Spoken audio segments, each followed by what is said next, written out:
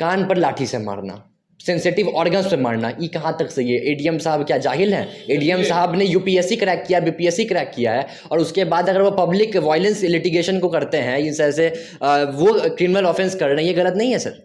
BPSC का paper जो leak हुआ था सर, कौन जिम्मेवार था? सरकार की दोष यहाँ पे नहीं थी? जिस टाइम तेजस्वी यादव चुनाव प्रचार कर रहे थे, उन्होंने अपनी घोषणा में क्या कहा था कि अगर हमारी सरकार बनती है, मैं मुख्यमंत्री बनता हूँ, हमारी सरकार बनती है, तो हम 10 लाख सरकारी नौकरियां देंगे। ठीक है, श्री नीतीश कुमार क्या कहते हैं 15 अगस्त को कि 10 लाख की रोजगार की तो नौकरी की तो बात हुई थी, हम 20 लाख रोजगार प्लस नौकरियां देंगे। ठीक है, कहीं सर ये बात वो ढाक के 3 पात वाला सपना जैसा ये बात तो नहीं रह जाएगा? या फिर नरेंद्र मोदी जी ने भी कहा था कि 15 लाख रुपए सबके अकाउंट में जाएगा, वो भी ढाक के 3 पात वाला बात हो गया था, ये भी ढाक के 3 पात वाला कहीं बात ना हो जाएगा? लेकिन अभी की जो सड़क है, सबसे पहले मैं उठा देता हूँ श्री विजय चौधरी की बात। पूर्व विधानसभा अध्यक्ष रहे हैं, पूर्व शिक्षा मंत्री रहे हैं, अभी करंट में वित्त मंत्रालय भी उनके पास है।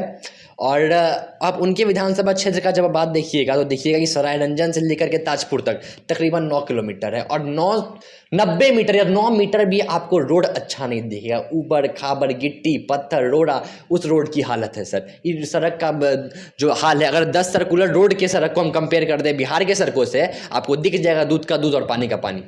बिहार के सरकारी स्कूल में जानते हैं सर बच्चे क्यों पढ़ने नहीं जाते हैं? वहाँ मिड डे मील की जो योजना चल रही है, मिड डे मील का जो खाना मिलता है ना सर, बच्चे वो खाना खाने जाते हैं। कॉपी किताब नहीं दिखेगा, लेकिन वो थरिया जरूर दिखेगा। पीएमसीएच में दवाइयाँ भी उपलब्ध नहीं है, इस पर भी आप बताइए। नहीं, जो दवाइयाँ सरकार के द्वारा वहाँ उपलब्ध है, पैरासीटामोल है ना सर, हम बता रहे हैं पैरासीटामोल, अजिथ्रोमाइसिन, दवाइयाँ उसमें उपलब्ध नहीं है। 4 दिन पहले ये घटना बता रहा हूँ, हो सकता है उपलब्ध नहीं है।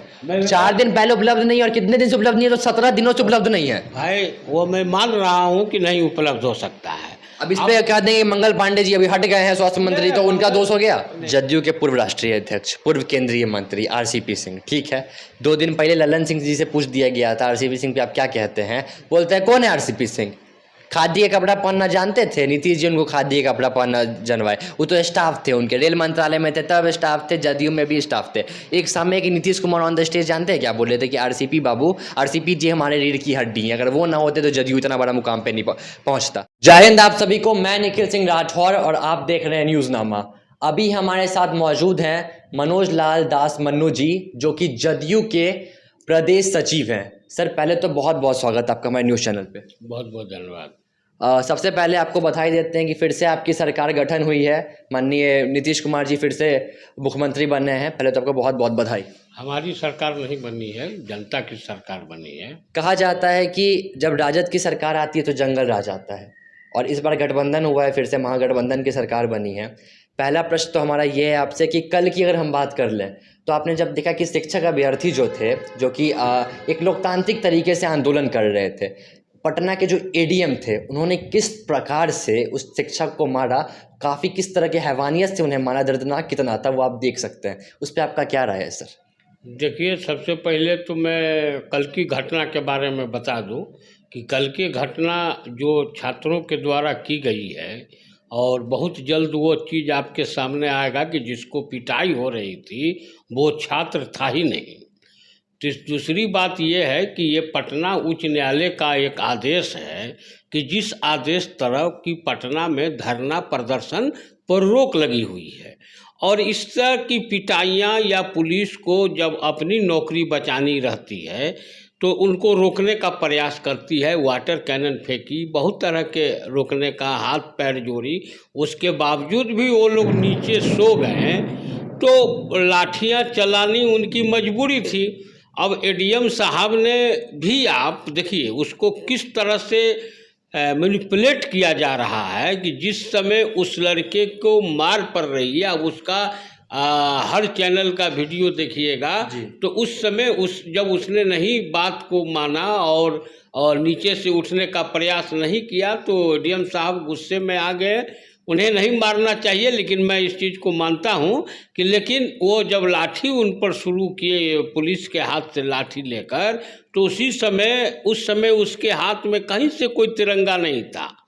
आप गौर से शुरू से उस वीडियो को देख लीजिए, और जैसे ही 2 3 4 लाठियाँ पड़ी उसको, कि उसके बाद उसने पॉकेट से तराक देके तिरंगा सामने ला दिया और चूंकि एडीएम साहब उस पर लाठी चला रहे थे तो उनको नज़र उस चीज़ पर नहीं गई, लेकिन हमारे वो एक पुलिस के जवान को उस पर नज़र गई, उसने तुरंत उसके हाथ से तिरंगा छीन लिया।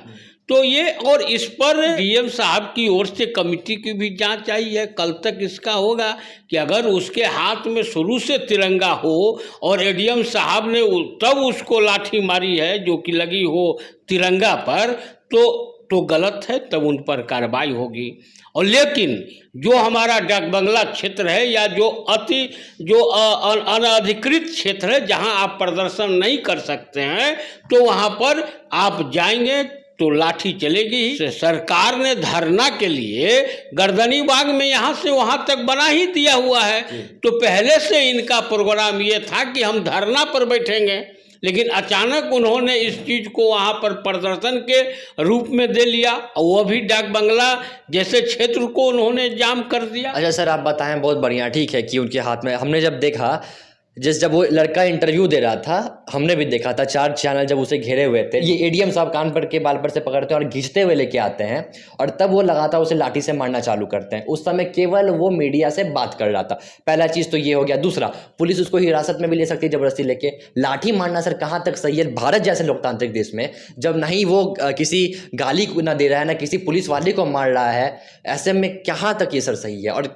उस एडीएम साहब पे कार्रवाई होगी या नहीं होगी? देखिए, जांच कमेटी के गठन हुआ है और जांच कमेटी जो रिपोर्ट देगी, अगर एडीएम के खिलाफ जाएगी तो जरूर उन पर कार्रवाई होगा। कार्रवाई क्यों नहीं होगा? जब जांच कमेटी का गठन हुआ है तो गठन तो सारे फुटेज को देखने के बाद ही ना उसकी जांच कमेटी अपना रिपोर्ट देगी। और वहाँ डाक बंगला जैसे क्षेत्र में वहाँ सीसीटीवी कैमरे लगे हुए हैं, वो सब सारे जांच कमेटी को, ठीक है, जांच कमेटी को, ठीक है, मान लीजिए हम मानते हैं आपके बाद दंगा ही फैला रहा था, सब कुछ कर रहा था, वो छात्र नहीं था, ये भी हम मान लेते हैं, मान भी हम लेते हैं। कान पर लाठी से मारना, सेंसिटिव ऑर्गन्स पे मारना, ये कहाँ तक सही है? एडीएम साहब क्या जाहिल हैं? एडीएम साहब ने यूपीएससी क्रैक किया, बीपीएससी क्रैक किया है, और उसके बाद अगर वो पब्लिक वायलेंस लिटिगेशन को करते हैं, इस ऐसे वो क्रिमिनल ऑफेंस कर रहे हैं, ये गलत नहीं है सर? देखिए, जब ये क्रिमिनल ऑफेंस नहीं है कि जहाँ अनधिकृत क्षेत्र है वहाँ पर आप प्रदर्शन करें। जब बार बार से पहले ही से कहा जा रहा है कि आप गांधी मैदान गर्दनी बाग जाके आप प्रदर्शन कीजिए। अब एडीएम साहब ने कहाँ मारा, नहीं मारा, क्या किया, किस जगह मारा, और जब लाठियाँ चलती है तो थोड़े देखा जाता है कि कहाँ पर लाठियाँ पड़ रही है, सर भी फूटते हैं। जब हम लोगों का आंदोलन चल रहा था तो शरद यादव जी खड़े थे, हाथ ऐसे हिला रहे हैं, लोगों को कह रहे हैं आकाशवाणी केंद्र में, और पुलिस उस समय जो थी उनकी माथे सर को फोड़ दिया था। तो कहने का मतलब यह है कि जब हम जहाँ पर आंदोलन कर रहे हैं और आंदोलन का हम ट्रैक चेंज करेंगे, छात्रों की मांग थी, 2 दिन पहले शिक्षा मंत्री ने भी कहा है। शिक्षा की मांग थी सर, शिक्षक भी थे, छात्र भी थे। नहीं, शिक्षक नहीं थे, वो लोग पास, हाँ, वो लोग पास किए हुए थे, उनके लिए वैकेंसी की बात थी। शिक्षा विभाग ने 6 चरण तक के शिक्षा, अब उन लोगों का ये मांग था। रात में मैं एक टीवी पर देख रहा था कि 31 अगस्त तक आप घोषणा कर दीजिए कि 31 अगस्त तक निकाल देंगे, तो ये कोई मांग का नहीं होता। अच्छा ठीक है, ये कोई मांग का नहीं होता, आप बताएं, इसको आप जस्टिफाई कर दिए। हम आप ही के सरकार का लूपहोल बताते हैं। बीपीएससी का पेपर जो लीक हुआ था सर, कौन जिम्मेवार था? सरकार की दोष यहाँ पे नहीं थी? उसके लिए जो पहले मैं बता रहा हूँ 2 चीज़। पहला कि अगले महीना फिर 20 और 22 को बीपीएससी का पीटी का एग्जाम होगा, ठीक है। 2 से 3 महीने का जो समय बर्बाद हुआ वो, उसके बावजूद जितने अभ्यर्थी, जितने बच्चों को एग्जाम देना था, उनकी मेहनत बर्बाद, उनका मनोबल गिरा, सब कुछ गिरा। कौन जिम्मेदार है सर इस चीज़ के लिए? सरकार को दोषी ना ठहराएं? देखिए, सरकार ने उस पर तुरंत एक्शन लिया, और जहाँ तक आप दोषी की बात कर रहे हैं तो पब्लिक दोषी है। आज जिनके बच्चे उसमें शामिल हुए थे, इसी के जनता के किसी के लड़के थे जिन्होंने मोटी मोटी रकम देकर उसको खरीदा था। आवाज जिन लोगों के बारे में कहा गया, जिनका नाम आया, कौन जनता ने, कौन पब्लिक ने उसका बहिष्कार किया? हमारे यहाँ तो जो डीएसपी रहे या जो भी रहे, जिनको भी संलग्न पाया गया उनकी गिरफ्तारी हुई। ऐसी बात थोड़े है कि उनको, और अभी भी उसमें गिरफ्तारियां चल रही है।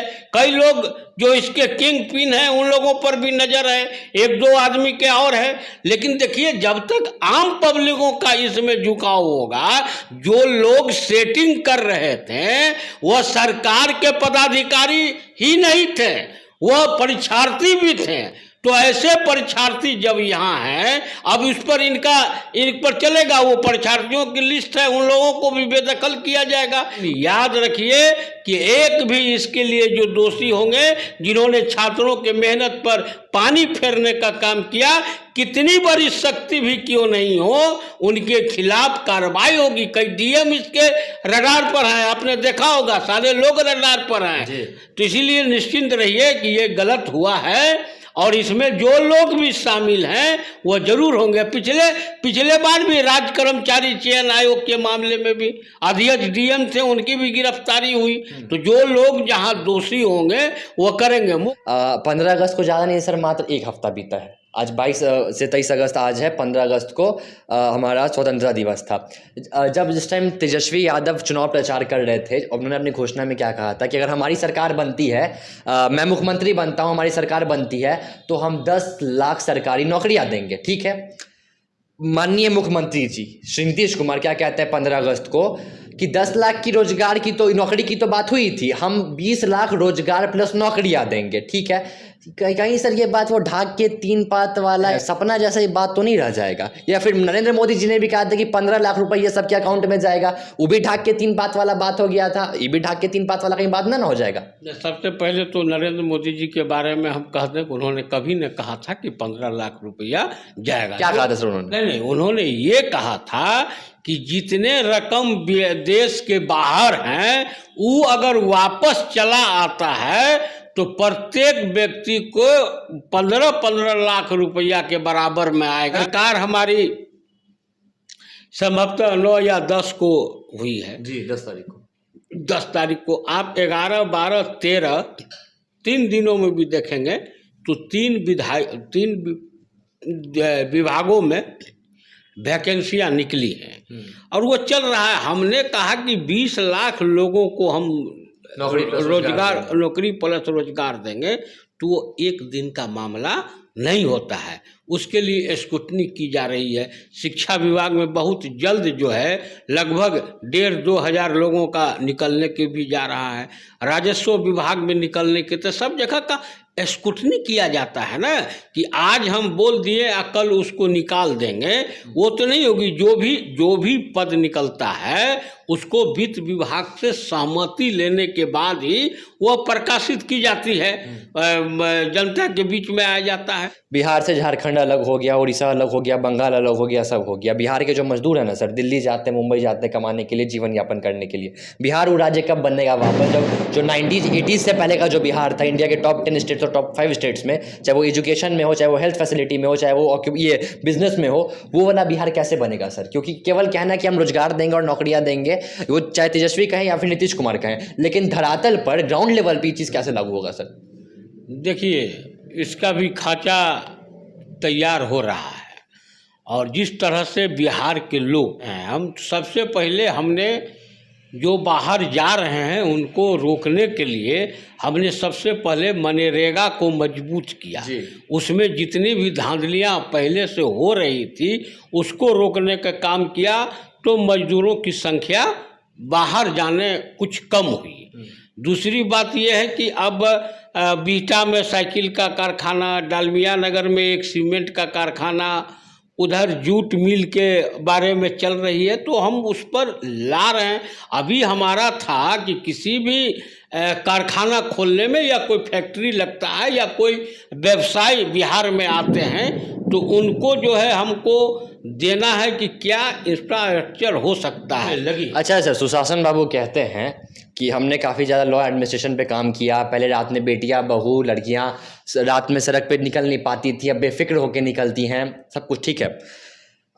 हम अगर बात करते हैं सर कि उन्होंने सुशासन के नाम से वो इस बात पे भी जाने जाते हैं, उन्होंने शराबबंदी किया, संपूर्ण शराबबंदी होगा बिहार में, ठीक है। अब जितना लागू है नहीं लागू है बढ़िया से सब जानता है कितना लागू है और नहीं लागू है। 2 चीज़, पहला राजस्व, हज़ारों से लाखों करोड़ रुपया राजस्व का जो बिहार सरकार के खाता में आता है वो तो बिल्कुल नहीं आया, ये बात है। दूसरी चीज़, गैर कानूनी अवैध तरीके से क्विंटल टन शराब बिकता है सर, हर साल बिकता है, और लाखों करोड़ों का धांधली होता है। जो 300-400 का शराब वो 2000-2500 में बिकता है, और हर जगह शराब बिल्कुल खुलेआम उपलब्ध है। भले ही कोई भी थाना वाला जाए, 2 ट्रक पकड़ ले, 2 टेलर शराब पकड़ ले, फोटो खिंचवा ले, लेकिन उसी क्षेत्र में अगर आप फिर शराब ढूंढिएगा तो शराब आपको मिलेगा। कहाँ तक ही लागू हुआ सर? देखिए, सरकार का काम होता है कानून बनाना, इम्प्लीमेंट कौन करेगा? वही तो बता रहे हैं, और उसके इम्प्लीमेंट में आगे बढ़ना।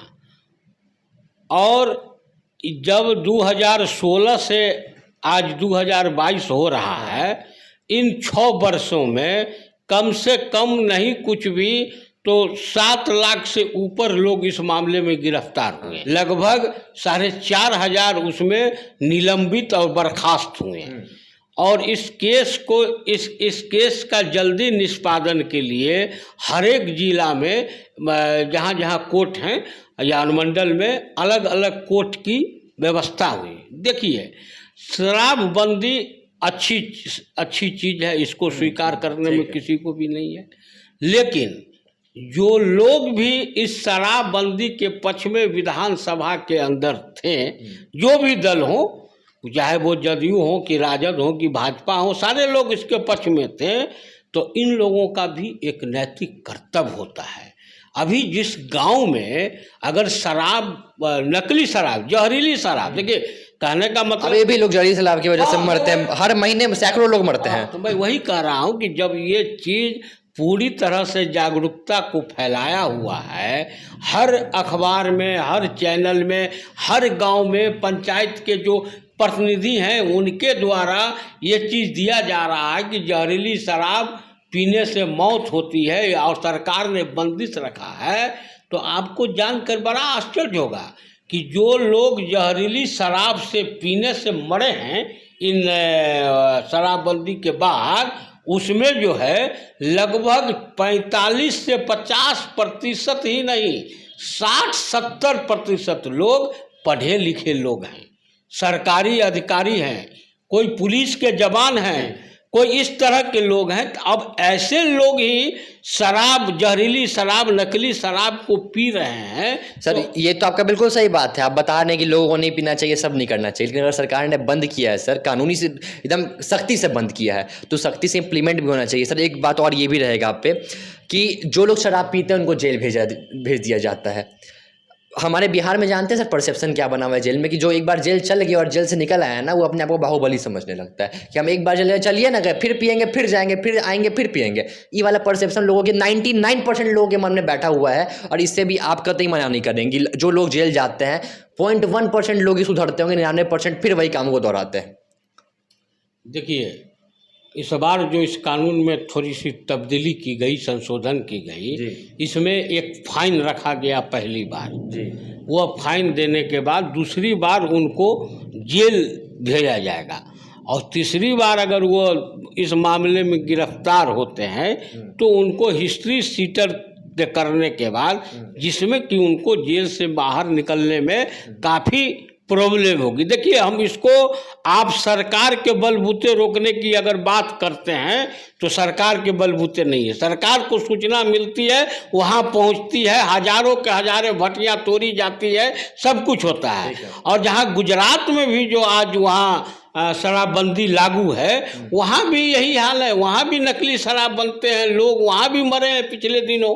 तो ऐसी बात नहीं है कि देखिए, लोग जब जान के चोर चोर मौसेरे भाई वाली बात होगी ना सर, तब चोर चोर मौसेरे भाई नहीं है। इसमें आम पब्लिक की जब तक जागरूकता नहीं बढ़ेगी, जितने भी राजनीतिक दल हैं, हम बड़े साफ साफ गोई में कहते हैं, अब जिस गांव में बंद रहा है शराब, तो उस गांव में सभी दल के लोग होंगे, भाजपा के भी लोग होंगे, जदयू के भी लोग होंगे। तो इन लोगों को भी चाहिए कि इसके खिलाफ उतरे। जब कोई मर जाता है जहरीली शराब पीने के बाद, तो उसके लिए वो सड़क पर उतर जाते हैं जी।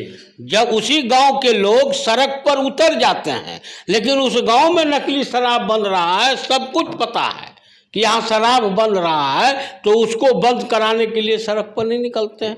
कई जगहों पर महिलाएं निकली हैं सड़क पर, जैसे उनको मालूम हुआ, कई जगह महिलाएं आगे बढ़कर भटिया को फोड़ी हैं, बांका में चले जाइए, भागलपुर में चले जाइए, कुछ इलाकों में जहाँ कि उस गांव में अब शराब नहीं बनता है, लेकिन लोग जब दारू पीकर मर जा रहे हैं, नकली दारू पीकर, तो उसी गांव के लोग सड़क पर निकलकर सड़क जाम करते हैं। आपकी जब सरकार बनती है, इस बार की मैं बात बता दूं, 3 घटना जो काफ़ी शर्मनाक घटना है। पहली घटना मैं बता दूं, एक आर्मी के जवान को सर शेरडर पुल के पास गोली मार दिया जाता है, उनकी हत्या कर दी जाती है। दूसरा, एक बच्ची जानते हैं कोचिंग से आ रही थी, अपने घर के पास घर जा रही थी, पिस्टल से एक लड़का उसके माथे के पीछे गोली मारता है। इतनी बुरी हालत उसकी होगी, बच्चे की कि नहीं बच्चे की उसकी भी कोई गारंटी नहीं है। और जैसे ही सरकार बनती है राजद, जिसको जंगल राज कहा जाता है, नीतीश कुमार जी गठबंधन करते हैं, उसके अगले ही दिन जो सबसे बड़ा शोरूम है पटना में बुद्धा टोटा, उसमें जो होती है सर डकैती, लाखों रुपए लूट लिए जाते हैं, गाड़ियों के साथ तोड़फोड़ की जाती है। ये अगले दिन का न्यूज है। और ये जैसे ही सरकार बनी उसमें जंगल राज का प्रकोप दिख रहा है। देखिए, अपराध को किसी भी शासन से हम ये नहीं कहेंगे कि फलना शासन हो गया तो हुआ। इससे पहले भी कई, जब भाजपा हमारे साथ थी तो कई दुकानों को भी लूटा गया है। बिल्कुल लूटा गया है। कई कौन गोल्ड वाला को भी मैंने लूटा गया, गिरफ्तारियां सबकी हुई है सर। लेकिन ये नहीं कहीं ना कहीं संदेह खड़ा करता है कि जैसे ही सरकार बनी वैसे ही 1 करोड़ रुपए की कंपनी में जाकर के, अरबों रुपए कंपनी में जाकर के लाखों रुपए डकैती कर लिए जाते हैं। कुछ दिन बाद ही जैसे आर्मी के ऑफिसर को मार दिए जाते हैं। ये संदेहपूर्ण बात नहीं है? कोई संदेहपूर्ण बात नहीं है। अब आर्मी को ऑफिसर को किस कारण, आर्मी अपने घर पर नहीं थे, वह किसी दूसरे रिश्तेदार के साथ जा रहे थे। सप्ताह अब रोड पे तो सर हम भी चलेंगे, कोई हमें गोली मार देगा तो जिम्मेदार हम थोड़े हो जाएंगे। कहाँ गोली मारा, हम लोग भी रोड पर चलते हैं। बहुत कम, 100 में 99% घटनाएं कहीं ना कहीं किसी न किसी से इंटेंगल रहती है। 1% घटनाएं हो सकती है कि इससे हो। तो ये भी जो आप बता रहे हैं, ये घटनाएं भी फौजी वाला, वो भी सब सच सामने आ जाएगा। उस लड़की की को गोली मारा, कौन मारा, क्यों मारा, ये भी सब सच सामने आ जाएगा। इसीलिए एक चीज़ बताते हैं कि अपराध को रोकना किसी सरकार के हाथ में नहीं है। पहली चीज़ को आप समझ लीजिए। उसको कहीं से ये जानकारी नहीं मिल रही है कि फलना व्यक्ति फलने का हत्या करने के लिए जा रहा है। कई बार इस तरह की गुप्त सूचनाएं मिलती हैं, तुरंत उस पर एक्शन होती है। अभी आप भाजपा का बात बताएं, नीतीश कुमार जी का एक बात आपको बताना चाहेंगे, काफ़ी तीखा से हम पूछ रहे हैं। जब गठबंधन इस बार का नहीं, ये एनडीए वाले जो इसमें नहीं जुड़े थे, उससे पहले जानते फुल फॉर्म क्या बोले थे बीजेपी का? बड़का झूठा पार्टी। बड़का झूठा पार्टी आपको बताते हैं किए थे ना सर। वो भाषण में सब चलते रहता है। नरेंद्र मोदी जी को क्या हमने कहा था? हम जब 2013-14 में निकले थे तो नरेंद्र मोदी जी के लिए हमने क्या कहा था? तो राजनीति में कोई दोस्त नहीं होता है, कोई दुश्मन नहीं होता है, वह परिस्थिति के अनुसार चलता है। अब भाजपा के साथ रहने का मतलब कि हम अपने 30-35 विधायकों को गवा देते हैं। उनका विधानसभा अध्यक्ष था और हम अपने 30-35 को गवा देते हैं। महाराष्ट्र वाला वो हाल करने के लिए जा रहे थे। तो ऐसे परिस्थिति में कि जो पीठ में छुरा भोंक रहा हो पीछे से, तो उससे उसके साथ रहने से क्या फायदा है? आपने ये बता दिया। हम थोड़ा डेवलपमेंट पे आ जाते हैं। 2-3 सवाल बस आपसे पूछेंगे। पहला जो सर सड़कों का, नीतीश कुमार जी को याद इसलिए भी किया जाता है कि बिहार में खूब सड़क बनवाए थे सर। अब ये बात सच भी है कि बना भी था, इसमें कोई दो राय नहीं है। लेकिन अभी की जो सड़क है, सबसे पहले मैं उठा देता हूँ श्री विजय चौधरी की बात। पूर्व विधानसभा अध्यक्ष रहे हैं, पूर्व शिक्षा मंत्री रहे हैं, अभी करंट में वित्त मंत्रालय भी उनके पास है। और आप उनके विधानसभा क्षेत्र का जब बात देखिएगा तो देखिएगा कि सराय रंजन से लेकर के ताजपुर तक तकरीबन 9 किलोमीटर है, और 90 मीटर या 9 मीटर भी आपको रोड अच्छा नहीं दिखेगा। ऊबड़ खाबड़, गिट्टी पत्थर रोड़ा, उस रोड की हालत है सर। इस सड़क का जो हाल है, अगर 10 सर्कुलर रोड के सड़क को हम कंपेयर कर दें बिहार के सड़कों से, आपको दिख जाएगा दूध का दूध और पानी का पानी। देखिए, कुछ इलाकों में सड़क हो सकती है खराब हो, हम इसको ठीक है, अभी बाद नहीं 22 हम गिना दे रहे हैं, हम डाटा के साथ बता रहे हैं। 22 जुलाई को बारिश हुई थी, काफ़ी तेज़ बारिश हुई थी, जो मौसम विभाग ने बताया था। गांधी मैदान पॉश इलाका है ना सर, सारा मेन रोड है ना, ड्रेनेज सिस्टम का क्या हालत है? इतना कमर भर पानी था, लोग पार कर रहे थे। काफ़ी सारे टेम्पो, रिक्शा, गाड़ी बंद हो गए थे उस पानी के बीच में। कौन जिम्मेदार है? 3 दशक बीत गए तकरीबन, ठीक है। और विजय चौधरी का तीसरा चौथा टेन्योर चल रहा है, विधानसभा क्षेत्र उन्हीं का आता है और जिम्मेवारी तो उन्हीं की बनती है सर। विधानसभा अध्यक्ष भी रह लिए, शिक्षा मंत्री भी रह लिए, वित्त मंत्रालय भी अब आ ही गया है, सड़क की वही हालत है सर। तो अब जदयू के ही मंत्री हैं, जदयू के प्रिय मंत्री में से कहे जाते हैं विजय चौधरी। देखिए, कोई प्रिय अप्रिय नहीं होता है, वो मंत्री हैं, वो सरकार के एक अंग हैं। अब उनके क्षेत्र का कोई सड़क अगर 9 किलोमीटर का नहीं बना है, अब वह 3 दशक से नहीं, हम वो बात नहीं कह रहे हैं कि अब 3 दशक से नहीं बन रहा है तो वहाँ की जनता मूर्ख है। हम तो यही कहेंगे उस क्षेत्र के जो और जनप्रतिनिधि न हैं, और वो सड़क जो है उस जनप्रतिनिधि ने कभी कोई आवाज़ नहीं उठाई होगी। एक से एक सड़क बन गया, एक से एक गली बन गया बिहार में, तो कहने का मतलब कि जनता उस सड़क को नहीं बनवाना चाह रही होगी, इसीलिए उसको लेकर कभी आगे नहीं बढ़। केवल हम स्थानीय विधायक को ही दोषी ठहरा दें, ये कहीं से भी उचित नहीं होता है। स्थानीय विधायक का अपना काम है, अपना उसके पास जो आते हैं उसको वो देखते हैं, लेकिन उस क्षेत्र के जो जहाँ से जहाँ तक आपने कहा उस क्षेत्र में या तो कोई जनता नहीं रहती होगी। शिक्षा व्यवस्था पे सर आप क्या कहेंगे? शिक्षा व्यवस्था बताइए, क्या कहेंगे आप? बिहार की शिक्षा व्यवस्था, बिहार की शिक्षा व्यवस्था किस जगह पर खराब है? बिहार के सरकारी स्कूल में जानते हैं सर बच्चे क्यों पढ़ने नहीं जाते हैं? वहाँ मिड डे मील की जो योजना चल रही है, मिड डे मील का जो खाना मिलता है ना सर, बच्चे को खाना खाने जाते हैं। कॉपी किताब नहीं दिखेगा, लेकिन वो थरिया जरूर दिखेगा। नहीं, ये हम तो गांव देहात की बात नहीं करेंगे। पटना के अंदर 3-4 सरकारी विद्यालय हैं, मैंने मध्य हाई स्कूल की, मिलर हाई स्कूल की मैं बात बताऊं आपको, मिलर हाई स्कूल की, वहाँ के शिक्षक को ना सर जनवरी फरवरी का स्पेलिंग नहीं आता है। बुल्ली का तो वीडियो भी आपको ऑन, देखिए ये इस चीज़ पर हम कहाँ आपको कह रहे हैं कि नहीं आते हैं। उनकी नियुक्ति हुई होगी तो उनकी जो नियुक्ति होगी तो जिस हिसाब से अब उनको जनवरी फरवरी के बारे में पूछा नहीं गया होगा, उनको उनके वो संभवतः नगर निगम के क्षेत्र में वो पड़ता है स्कूल, नगर निगम उसको चयन करती है और शिक्षक को वहाँ पर पदस्थापित करती है। तो अब उसमें हम ये नहीं कह रहे हैं कि ऐसा नहीं होता होगा, लेकिन ऐसा नहीं होता, ऐसा होता है तो फिर उसके वहाँ के प्रिंसिपल को चाहिए कि सरकार को उसके खिलाफ लिखे। नीतीश जी स्मार्ट सिटी बनाते हैं, तेजस्वी जी स्मार्ट गांव बनाते हैं। बिहार के क्या है सरकारी स्कूल में स्मार्ट बोर्ड लगल है। देखिए, अभी स्मार्ट सिटी नहीं बना है, अभी स्मार्ट सिटी यहाँ आया हुआ है ना सर। उसको उसके अंदर में कौन कौन स्कूल उसके अंदर में आते हैं उस चीज़ को देखना है। उसके बाद अभी तो कई गांव के अंदर कई स्कूलों को हमने देखा है, सरकारी स्कूलों में, कि वहाँ पर क्या कहते हैं ये सब हुआ है, जहाँ की पुस्तकालय या इस सब चीज़ का व्यवस्था हुई है। तो जहाँ जहाँ का है, जिसको जिसको सेलेक्ट किया जा रहा है, वहाँ वहाँ कार्य चल रहे हैं। अब एक बाइक थोड़े होगा, ये तो स्मार्ट सिटी का प्रोजेक्ट तो ये अभी 2020-19 में यहाँ लॉन्च किया है, तो उसको समझने में टाइम लगेगा। अभी उसने नगर निगम के क्षेत्र को ही देखा है। नगर निगम के कई स्कूलों में, जो नगर निगम के स्कूल हैं, उनमें उनका काम हुआ है, दीवार उवाल बनाया गया है, जो मकान नहीं था उस मकान को बनाया गया है। तो धीरे धीरे देखने को मिला। स्वास्थ्य, आखिरी सवाल है हमारा आपसे, स्वास्थ्य व्यवस्था का क्या हाल है? पीएमसीएच की अगर हम बात कर लें ना सर, तो वहाँ पे दवाइयाँ अवेलेबल नहीं रहती, उपलब्ध नहीं रहती। मैं अपना इंसिडेंस बता रहा हूँ। हमारे यहाँ एक गार्ड साहब काम करते हैं, 3 दिन पहले उन्होंने बताया था, माता जी के साथ गए थे, वो अपना एक्सरे या सिटी स्कैन कुछ करवाना था। सुबह 9 बजे का नंबर था उनका, रात्रि के जाके 7 बजे उनको देखता है, शाम के 7 बजे। और ये भी नहीं कि इमरजेंसी का केस हो, मान लेंगे 4 पेशेंट 5 पेशेंट इमरजेंसी में हो, नहीं, जो लोग पैसा दे देते थे ना सर, पहले दिखवा दीजिए हमको, जो मुंशी था वहाँ का, जो डॉक्टर के बाहर जो रहता है, उसको किसी को 200 चिपका दी, किसी को 400 चिपका दी, आइए पहले आपको देख लें। और वो बेचारा जो गार्ड 5,000-7,000 रुपया जो कमाता है, उसको सर 12 घंटा अपना समय वहाँ पे व्यतीत करना पड़ा उस बूढ़ी माँ को लेकर के। उसके साथ तो यही होता है। और सरकार कहते हैं कि जनता की सरकार है, और जनता को यहाँ पे कष्ट हो रहा है।